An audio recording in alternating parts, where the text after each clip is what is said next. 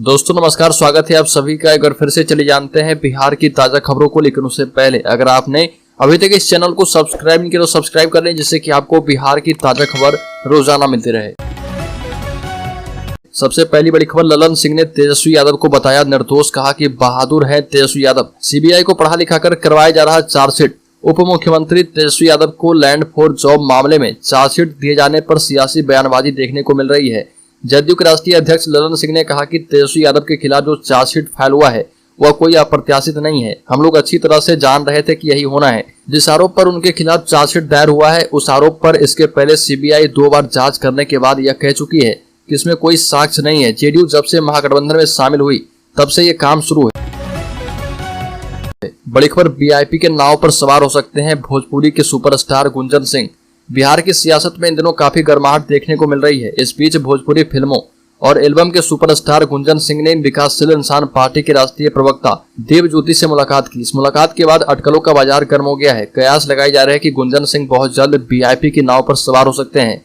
दरअसल गुंजन सिंह ने देवज्योति से मुलाकात के बाद कहा कि मुकेश सैनी गरीबों के नेता हैं और हमारा भाईचारा है। हालांकि पार्टी में शामिल होने की बात पर उनका कहना था कि कब क्या होगा देखना पड़ता है, जो विकास पर काम करेगा हम उसी के साथ है। बड़ी खबर, आशा कार्यकर्ताओं का बिहार सरकार के खिलाफ फूटा गुस्सा, मानदेय 10,000 करने समेत 9 सूत्रीय मांगों को लेकर आंदोलन। बिहार राज्य आशा एवं आशा फैसिलिटेटर संघ की जिला इकाई की ओर से डुमरा स्थित जिला स्वास्थ्य समिति के समक्ष प्रोटेस्ट किया गया। इस दौरान आशा कार्यकर्ताओं ने कहा कि ग्रामीण स्वास्थ्य सेवाओं की बुनियाद आशा अपनी सेवा पूरी ईमानदारी से दे रही है। उनकी सेवा का ही प्रतिफल है कि सरकारी संस्थागत प्रसव एवं जन्म मृत्यु दर में उल्लेखनीय उपलब्धि हासिल हुई है। मांग पत्र में आशा एवं आशा फैसिलिटेटर को दे 1,000 रुपए की मासिक राशि को बढ़ाकर 10,000 करने, अश्विन पोर्टल से भुगतान शुरू होने के पूर्व का सभी बकाया भुगतान करने, प्रोत्साहन राशि, मासिक पारितोषिक राशि भुगतान में एकरूपता एवं पारदर्शिता की मांग की गई। बड़ी खबर, बिहार में पवार इफेक्ट, अब नीतीश कुमार सावधान है। बिहार में विपक्ष के द्वारा जिस तरह से सत्तारूढ़ जनता दल बयानबाजियां हो रही है उससे कई तरह की आशंकाओं को बल मिला। इस बीच बिहार के मुख्यमंत्री नीतीश कुमार भी पहले पार्टी के विधायकों, विधान पार्षदों और अब सांसदों से एक-एक कर मिल रहे। राजनीतिक विश्लेषकों की माने तो जेडीयू के कई विधायक ऐसे हैं जो नीतीश कुमार के राजद के साथ सरकार बनाने के बाद फंस गए हैं। जेडीयू के विधायकों का कहना है कि राजद के जंगल राज के खिलाफ ही सत्ता तक पहुंची थी। ऐसे में किस मुंह से हम उसी राजद के साथ होकर वोट मांगने जाएंगे। कई विधायकों को जातीय समीकरण भी रखने का भी डर सता रहा। जेडीयू के नेता भी मानते हैं कि राजद के साथ चुनावी मैदान में उतरना आसान नहीं है। बड़ी खबर, बीजेपी का बड़ा ऐलान, जेडीयू के किसी सांसद को बीजेपी में शामिल नहीं करेंगे। नीतीश समेत उनके सारे एमपी के लिए दरवाजे हमेशा के लिए बंद।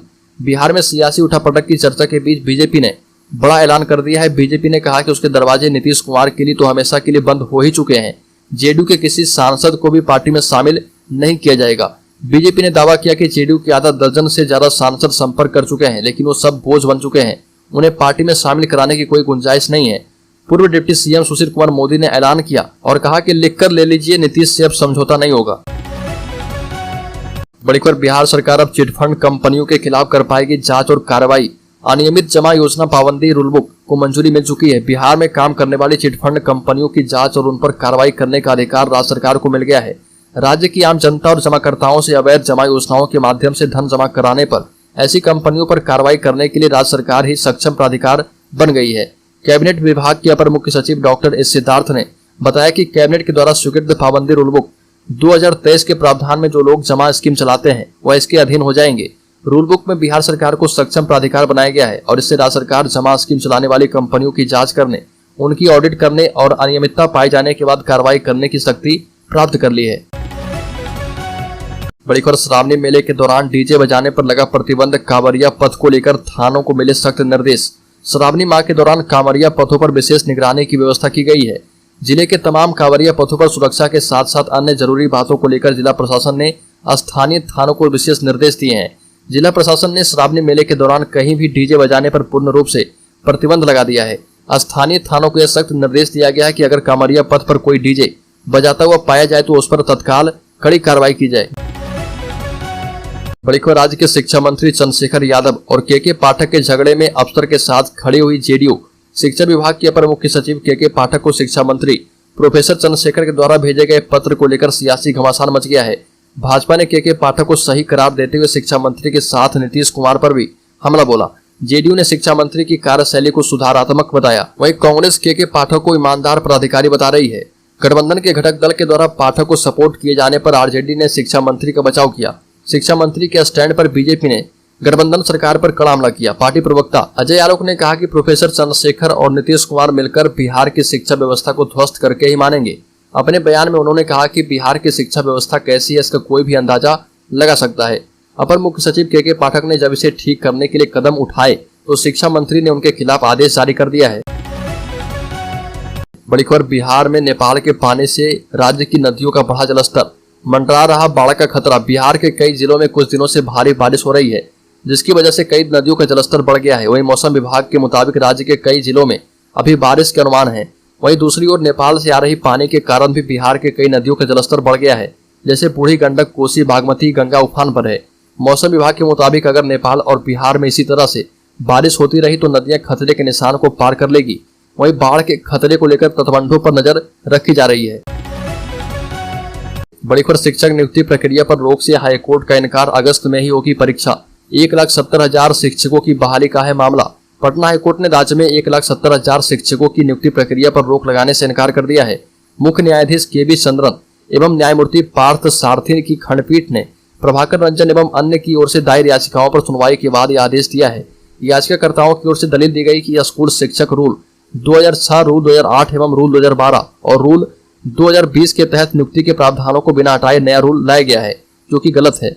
पूर्व के प्रावधानों के मुताबिक शिक्षकों की नियुक्ति का अधिकार पंचायत, पंचायत समिति, जिला परिषद और नगर पालिका को था और इन प्रावधानों को हटाए बगैर रूल 2023 लाया गया है, जिसके तहत राज्य में बिहार लोक सेवा आयोग के माध्यम से शिक्षकों की बहाली होने जा रही है। बड़ी खबर, बिहार में अब ऑन स्पॉट होगी शिक्षक कर्मचारियों की गिनती, गलत पाए जाने वालों का रुकेगा वेतन, जिनके खाते आधार से लिंक उन्हीं को होगा भुगतान। शिक्षा विभाग सभी विश्वविद्यालय और उससे जुड़े कॉलेज में कार्य करने वाले शिक्षकों और कर्मियों की ऑन स्पॉट गिनती करेगा, जांचेगा कि सही शिक्षकों और कर्मियों को ही भुगतान हो रहा है या फिर गलत तरीके से राशि खर्च हो रही है। जांच में गलत पाए जाने वाले कर्मियों का वेतन तो रुकेगा ही, कार्रवाई भी होगी। अब उन्हीं शिक्षकों और कर्मियों का वेतन भुगतान होगा जिनके खाते आधार से लिंक होंगे। शिक्षा विभाग ने यह कदम लगातार मिल रही इस शिकायत के बाद उठाया है कि विश्वविद्यालय में जितने वास्तविक कर्मी हैं उससे अधिक को वेतन भुगतान हो रहा। मामला न्यायालय में जब जाता है तो शिक्षा विभाग को ही फटकार पड़ती है। वेतन, पेंशन भुगतान सहित उच्च शिक्षा से जुड़े 3,000 से अधिक केस हैं। बड़ी खबर, शिक्षा मंत्री ने आईएएस के पाठक को हड़काया, राजद ने कहा कि कान पकड़कर बाहर कीजिए।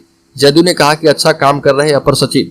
बिहार का शिक्षा विभाग इन दिनों काफी चर्चा में है। शिक्षा मंत्री और अपर सचिव के बीच तानातनी चल रही है, जो अब खुलकर सामने आ गई है। शिक्षा मंत्री चंद्रशेखर ने अपर सचिव के पाठक को पीट पत्र भिजवाया है। 3 पत्रों के इस लेटर में शिक्षा मंत्री ने के पाठक को जमकर हड़काया है। इस लेटर के जारी होने के बाद के पाठक के समर्थन और विरोध में जदयू और राजद सामने आ गई है।